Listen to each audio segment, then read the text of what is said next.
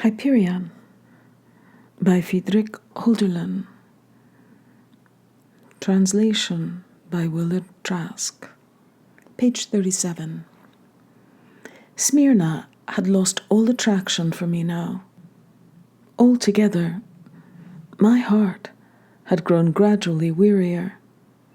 At moments, to be sure, the wish could still take me to travel through the world, or to turn soldier and fight in some war, or to find my Adamas and burn my discontent to ashes in his fire. But that was as far as it ever went, and my meaningless parched life refused to be renewed. Soon summer was over.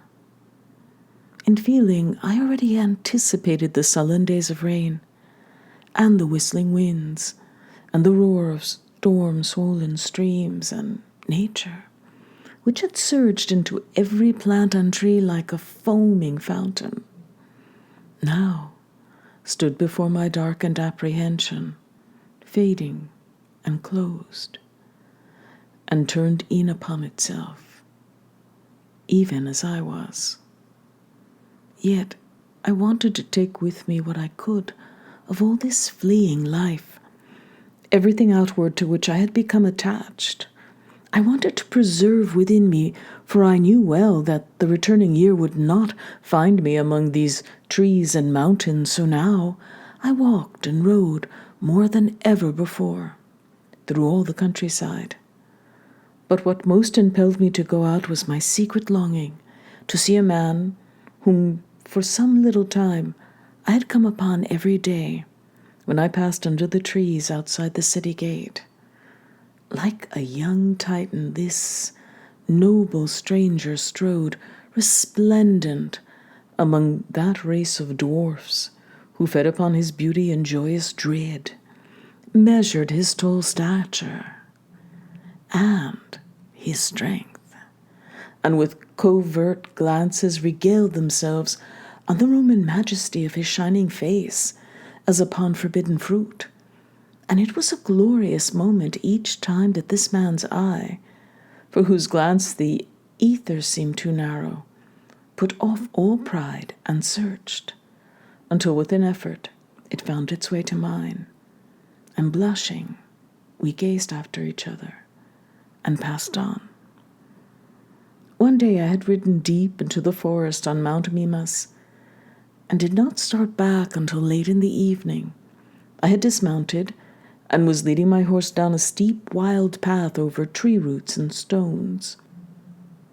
As I was thus making my way through the underbrush into the gulf that now opened before me, a pair of Carabornio robbers suddenly fell on me, and for a moment I was hard put to it to ward off the two drawn sabers.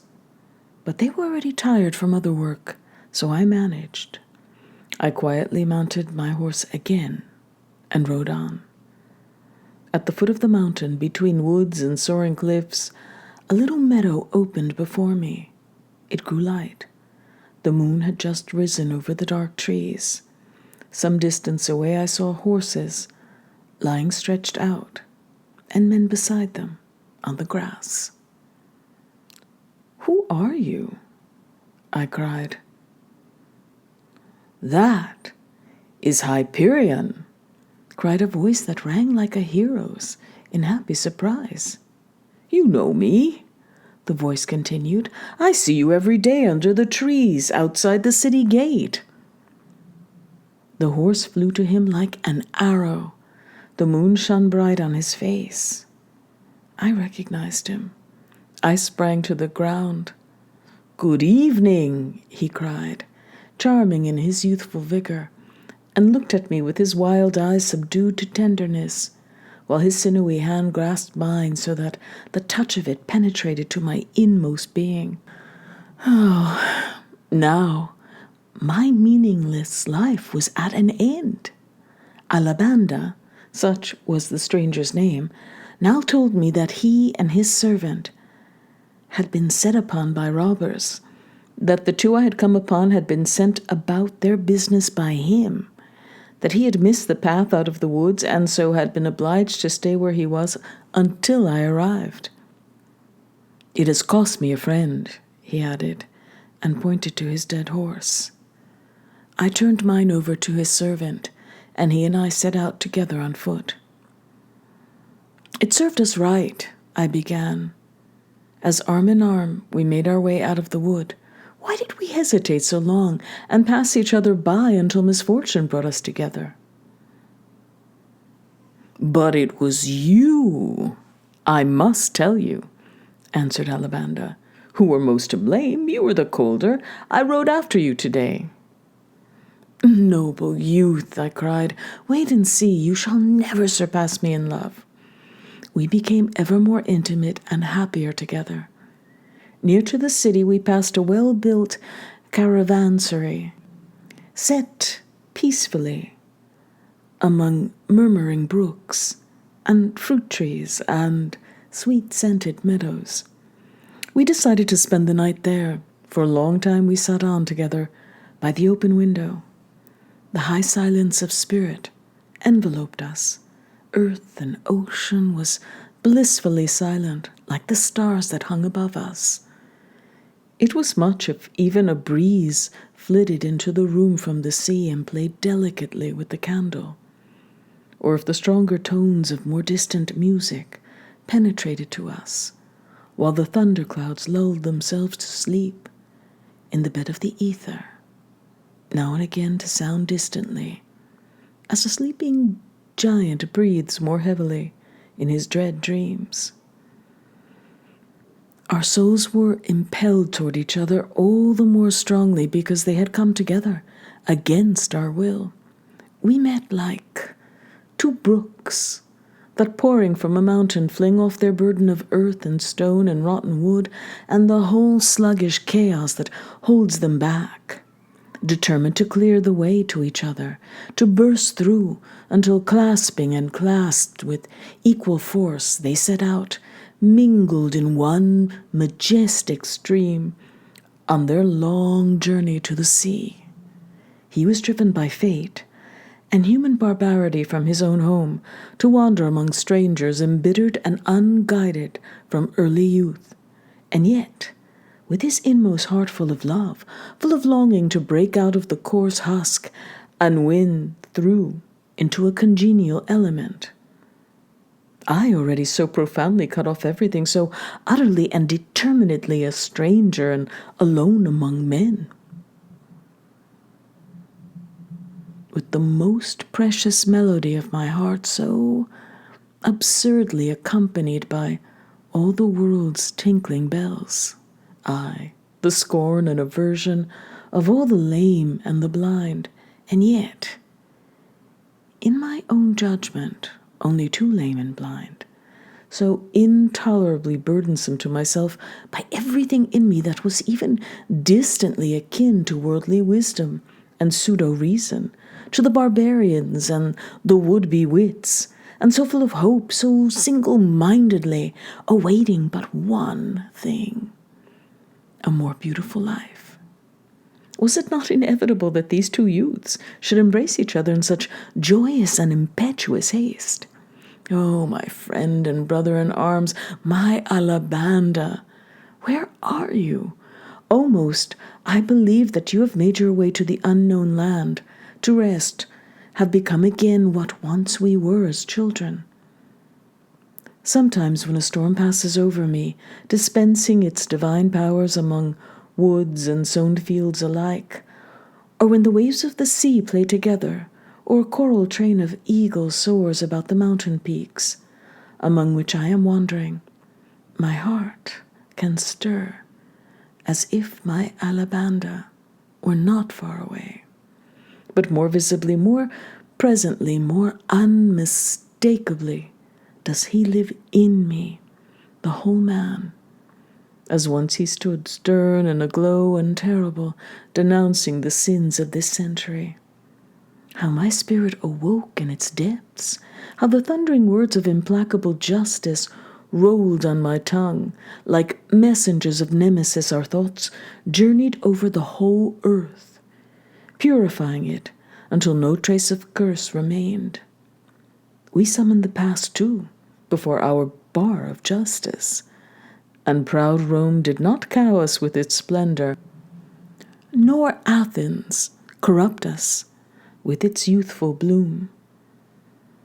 As storms exulting in their unwearied play travel on through forests over mountains, so our souls drove ever forward in colossal projects.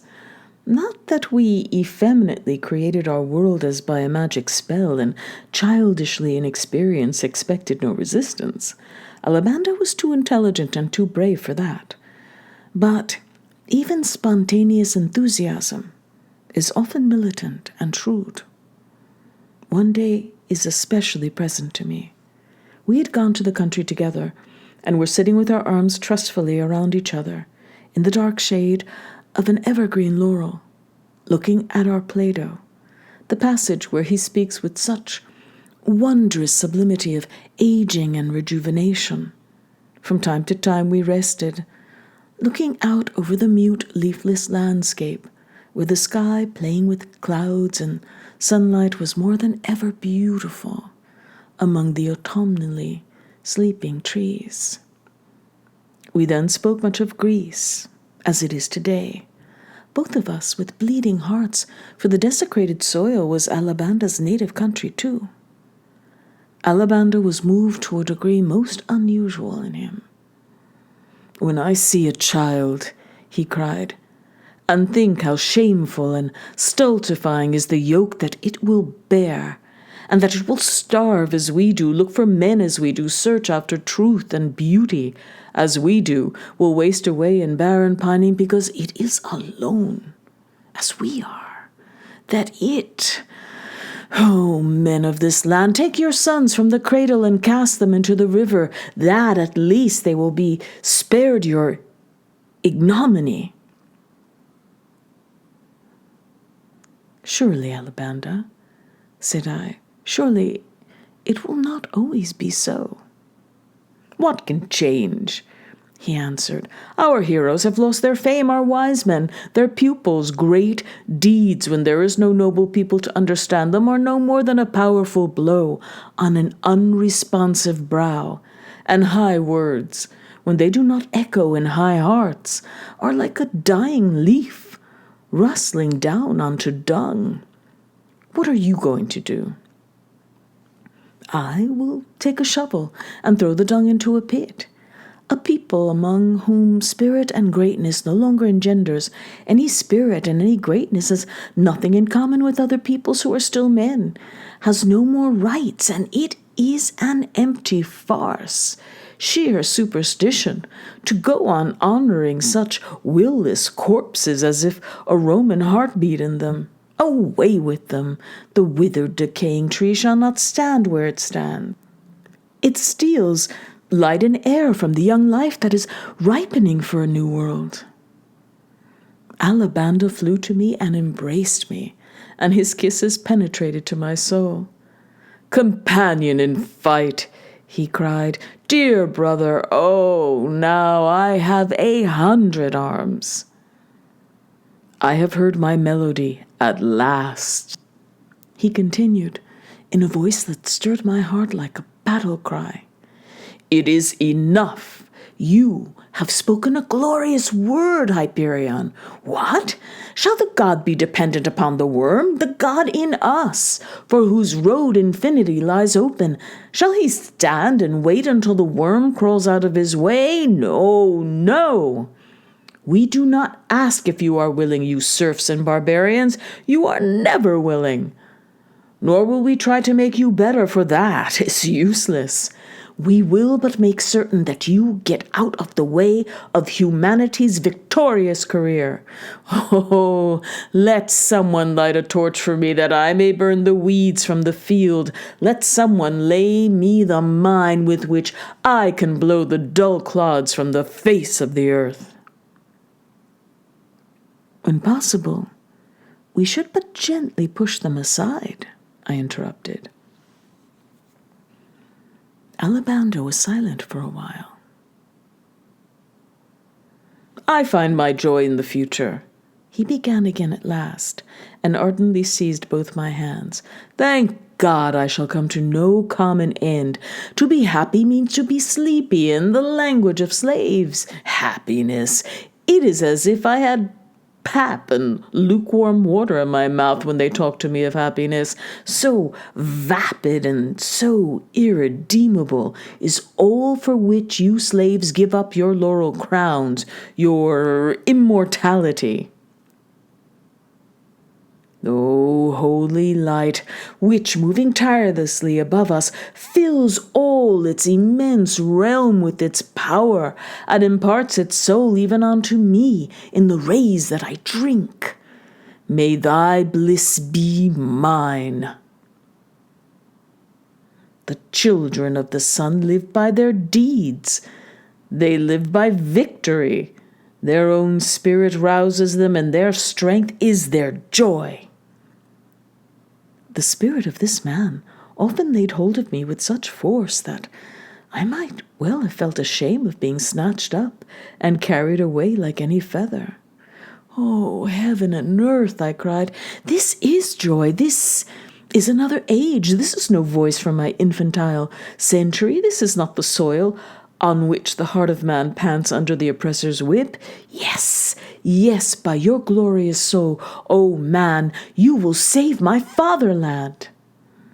"So I will," he cried, "or perish." From that day on, we became ever more sacred, ever dearer to each other. A gravity of purpose that was indescribably profound had arisen between us. Each of us lived only in the eternal fundamental tones of his being, and we moved austerely from one great harmony to another. Our life together was filled with glorious sternness and courage. "Whatever has made you so tongue-tied?" Alabander once smilingly asked me. "In the tropical regions nearer the sun," said I, "the birds do not sing either. But everything is now up, now down in this world, and man, for all his gigantic powers, holds nothing fast. I once saw a child put out its hand to catch the moonlight, but the light went calmly on its way. So do we stand, trying to hold back ever-changing fate. Oh, that it were possible but to watch it as peacefully and meditatively as we do the circling stars. The happier one is, the less it takes to destroy one. And such blissful days as Alabanda and I were living are like a steep crag where your traveling companion has but to touch you, to fling you involuntarily down over the jagged edge into the lightless depths. We made a glorious voyage to Chios, had found 1,000 joys in each other, like breezes over the plain of the sea. The kindly enchantment of nature had played about us. We looked at each other in happy surprise without speaking. But our eyes said, "I have never seen you like this." So gloriously transfigured were we by the powers of earth and heaven. We had argued, too, gaily and ardently over many things during the voyage. As so often before, I had taken the most heartfelt delight in watching that spirit on its bold, erratic course, following its path in such unconstrained gladness, yet, for the most part, so unfalteringly. No sooner had we landed than we hastened to be alone. "You cannot persuade anyone," I cried with fondest love. "You convince men, you win them over before you begin. When you speak, none can doubt, and he who does not doubt is not persuaded." "Proud flatterer," he cried in answer, "you lie. But you have given me a timely reminder. Only too often have you made me forsake reason. Not for the world and all its crowns would I be freed of you. But it often troubles me that you are so indispensable to me, that I am so bound to you. And since, he continued, you possess me so entirely, it is time that you knew me entirely. Amid all these splendors and all our joys, we have not thought of looking back at the past. And he told me the story of his life. And I felt as if I were watching a young Hercules battling with Megara. Now you will forgive me, he ended the tale of his adversities. Will you take it more calmly if I am often harsh and offensive and intolerable? Say it not, I cried, moved to the depths. It is wonder enough that you are still here, that you kept yourself alive for me. Yes, for you, he cried, and it rejoices my heart that I am still a palatable dish for you, and if I sometimes taste like a crab apple to you, squeeze me in the press until I am fit to drink. Let me be, I cried. I strove in vain. The man turned me into a child, and I could not hide it from him. He saw my tears, and woe to him if he had not the right to see them. We are rioting in pleasures, Alabanda began again. We are wasting time in drunkenness. We are celebrating our betrothal, I cried gaily. It is only right that it should sound as if we were in Arcadia. But to return to what we were talking of earlier. You accord that state far too much power. It must not demand what it cannot extort. But what love gives, and spirit, cannot be extorted. Let the state leave that alone, or we will take its laws and whip them in the pillory. By heaven, he knows not what his sin is, who would make the state a school of morals. The state has always been made a hell by man's wanting to make it his heaven. The state is the coarse husk around the seed of life, and nothing more. It is the wall around the garden of human fruits and flowers. But is the wall around the garden of any help when the soil lies parched? Only the rain from heaven helps then. O rain from heaven, O enthusiasm, thou wilt bring us the springtime of peoples again. The state cannot command thy presence, but let it not obstruct thee, and thou wilt come. Come with thine all-conquering ecstasies, wilt wrap us in golden clouds and carry us up above this mortal world, and we shall marvel and wonder if this is still we who in our poverty asked the stars if a spring bloomed for us among them. Do you ask me when this will be? It will be when the darling of time, the youngest, loveliest daughter of time, the new church, will arise out of these polluted, antiquated forms, when the awakened feeling of the divine will bring man his divinity, man's heart, its beautiful youth again, and when, I cannot prophesy it, for my eyes are too dim to surmise it, but it will come. That I know for certain. Death is a messenger of life, and that we now lie asleep in our infirmaries testifies that we shall soon awaken to new health. Then, and not till then, shall we exist. Then will our spirit's element have been found. Alabanda was silent and gazed at me for a moment in astonishment. I was carried away by boundless hopes.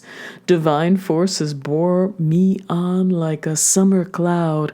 Come, I cried and grasped his garment. Come, who can any longer abide in the prison that darkens around us? Come where, my enthusiast? Alabanda answered dryly, and a shadow of mockery seemed to pass over his face. I was as if fallen from the clouds. Go, I said. You are a man of naught. At that moment, some strangers entered the room.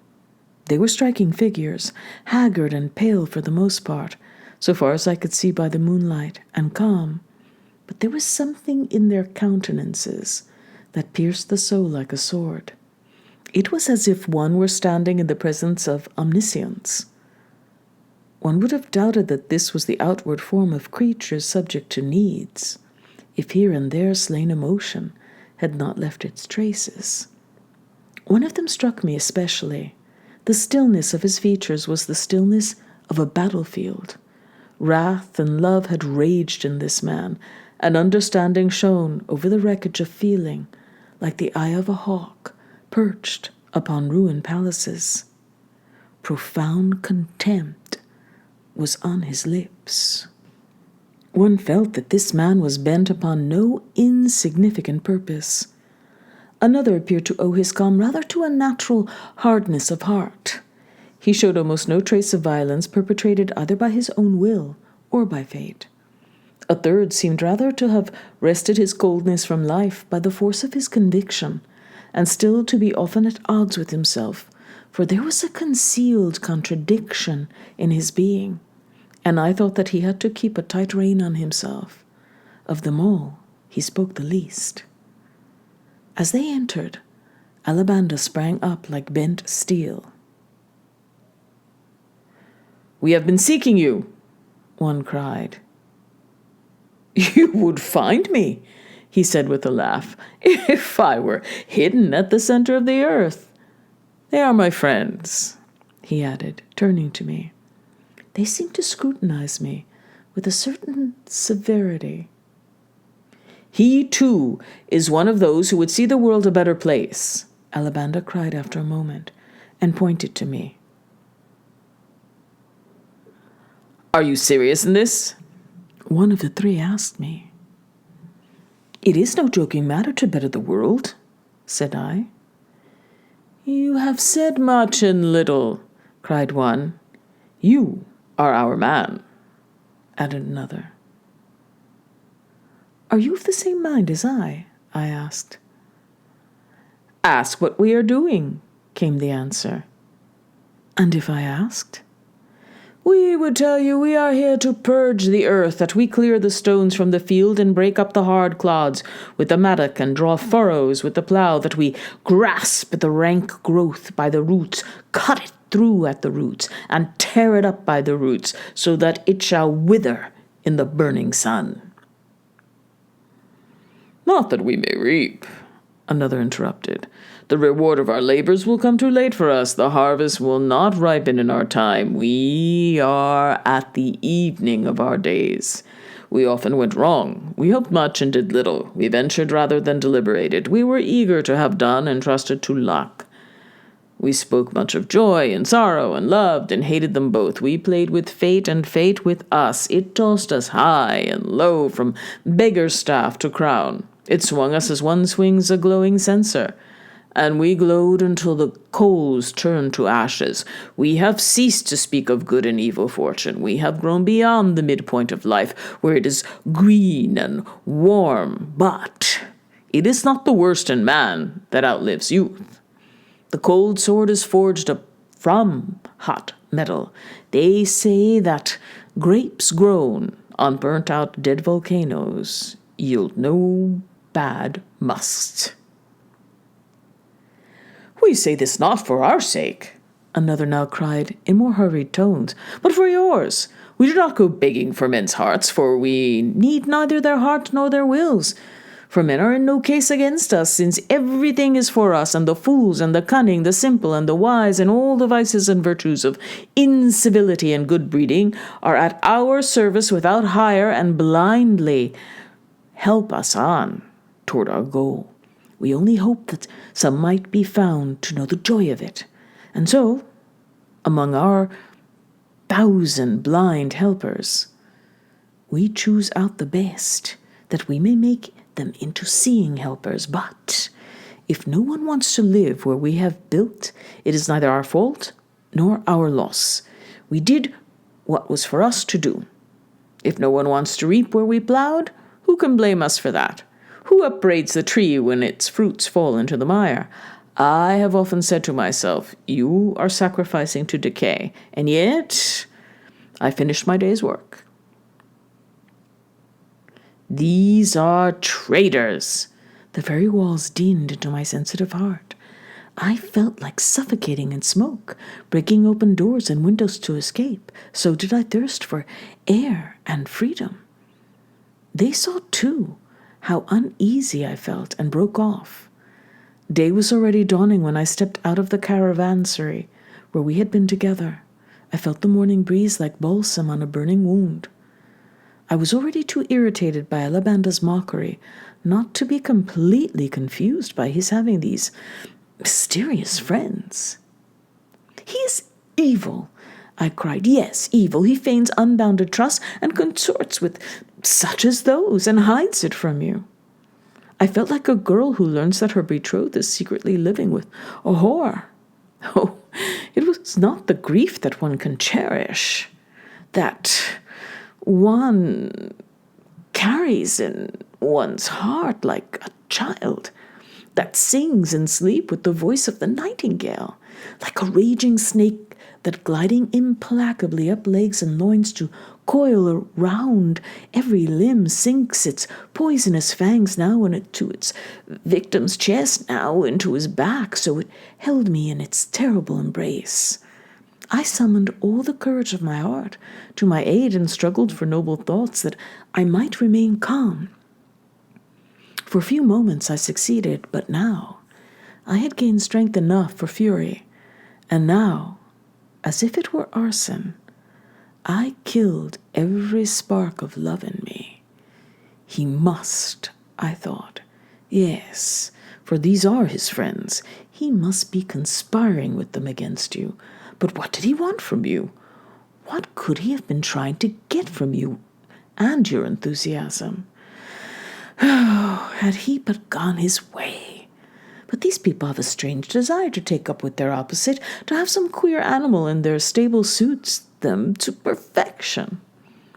And yet, I had been unspeakably happy with him, had so often sunk into his embraces, only to awaken from them with my heart invincible, and so often been hardened and refined in his fire, like steel. On one serene midnight, when I had pointed out the Dioscuri to him, Alabanda laid his hand on my heart and said, "These are but stars, Hyperion, by which the name of the heroic brothers is written in the sky, but they are in us, living and true, with their courage and their divine love. And you are a son of a god, and share your immortality with your mortal caster."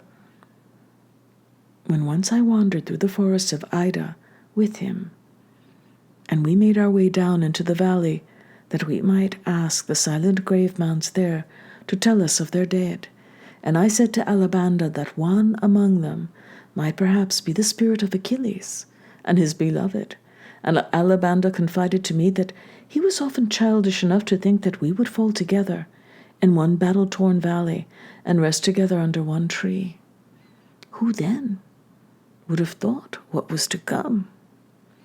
I reflected with all the power of thought that remained to me. I accused him, defended him, accused him again, all the more bitterly. I struggled against my mood, determined to be cheerful, and thereby only plunged myself in blackest darkness. My eye was already so sore from many a blow, was only just beginning to heal. How could it see more healthily now? Alabanda visited me the next day. My heart boiled when he entered, but I controlled myself, however much his pride and imperturbability agitated and infuriated me. "The air is glorious," he said at last, "and it will be a rarely beautiful evening. Let us go up to the Acropolis together." I accepted. For a long time we said not a word. "What do you want?" I at last asked. "Can you ask me that?" the tameless youth answered, with a melancholy that pierced my soul. I was stricken, bewildered. "What am I to think of you?" I began again at last. "What I am," he answered calmly.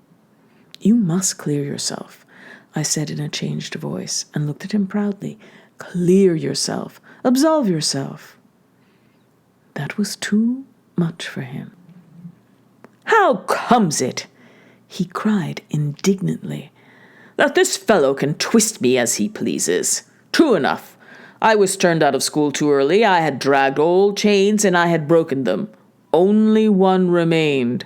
Only one was still to be snapped. I had not yet been chided by a weathercock of a fellow. Stop your muttering. I have kept silent long enough."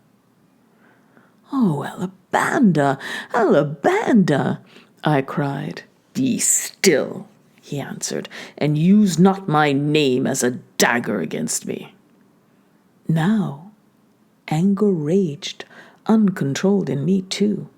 We did not rest until any turning back was well nigh impossible. We violently destroyed the garden of our love. Often we stopped and stood silent. And oh, so gladly, so joyously, we would have fallen on each other's necks, but accursed pride stifled every tone of love that rose from our hearts. "Farewell," I cried at last, and rushed away. But against my will I looked back, and against his will, Alabanda had followed me. "A strange beggar, is he not, Alabanda?" I cried. "He throws his last penny into the bog." "If he does, then let him go hungry," he cried, and left me.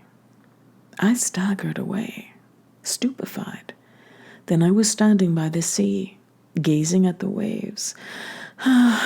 It was beneath them that my heart longed to be. There, beneath them, and my arms flew toward the unfettered tide, but soon, as if from heaven, a gentler spirit came over me and restrained my unruly, sorrowing heart with its peaceable rod. More tranquilly now, I reflected on the course of my life, my belief in the world, my cheerless experiences. I considered men as I had felt them and known them from my early youth, men of the most various upbringing, and everywhere I found but false notes, muffled or strident. Only in the simple confines of the child did I find pure melodies. "It is better," I said to myself, "to become as the bee and build one's house in innocence than to rule with the masters of the world and howl with them as with wolves, than to dominate peoples and befoul one's hands with that unclean material." I wanted to go back to Tina and live for my gardens and fields. Smile if you will, I was utterly serious. If the life of the world consists in an alternation between opening and closing, between going forth and returning, why is it not even so with the heart of man? To be sure, I found this new lesson hard to accept. To be sure, I was loath to turn from the error of my youth, who gladly tears off his wings, but it was what must be. I went through with it. I took ship. A fresh wind from the mountains drove me out of the harbor of Smyrna. In a miraculous peace, exactly like a child that knows nothing of the instant to come, I lay in my bark and gazed at the trees and mosques of the city. My eyes traced my green walks along the shore, the path by which I climbed the Acropolis. I saw them and let them go, recede farther and farther. And now, as I came out into the open sea, and everything slowly sank behind me, like a coffin into a grave, suddenly it was as if my heart had broken. "Oh, heaven!" I cried, and all the life in me awoke and strove to hold back the fleeing present, but it was gone, gone. Like a mist it lay before me, the divine land where, like a roebuck free of the meadow, I had wandered far and wide through valleys and mountains, and brought the echo of my heart to springs and streams, to the distances and depths of the earth. There inland I had climbed Tmolus in solitary innocence, down there where Ephesus once stood in its happy youth, and Teos and Miletus, up there in the sacred morning trode. I had wandered with Alabanda, And there like a god I had ruled him, and like a tender confiding child I had obeyed his eye in joy of soul, with the most intense delight in his being, always happy, whether I held his horse for him or carried above myself. I met his soul in glorious resolves, in daring thoughts, in the fire of eloquence. And now it was all over. Now I was nothing. Now I had been so irredeemably deprived of everything, had become the poorest of men, and did not myself know how. Eternal labyrinth, I thought, when will man escape from thy thraldom? We speak of our hearts, of our plans, as if they were ours, yet there is a power outside of us that tosses us hither and thither as it pleases until it lays us in the grave, and of which we know not whence it comes, nor whither it is bound. We want to grow upward and spread our branches and twigs, yet soil and weather bring us to whatever is to be. And when the lightning strikes your crown and splits you to the roots, poor tree, what part have you in it? So I thought. Are you displeased, my Bellarmine? There is yet more that you must hear. The sad thing, dear friend, is that our mind so eagerly assumes the posture of our erring heart, so fondly clings to passing grief, that thought, which should heal sorrows, itself sickens, that the gardener charged with planting rose bushes so often tears his hand on them. Oh, this has made a fool of many a man before others, whom, but for this, he would have ruled like an Orpheus. This has so often made the noblest nature a laughing-stock to such fellows as can be found in every street. This is the hidden reef for the favored of heaven, that their love is strong and tender like their spirit, that their hearts are often stirred to motions swifter and more impetuous than the waves the god of the sea governs with his trident. Wheretofore, my friend, let none be proud.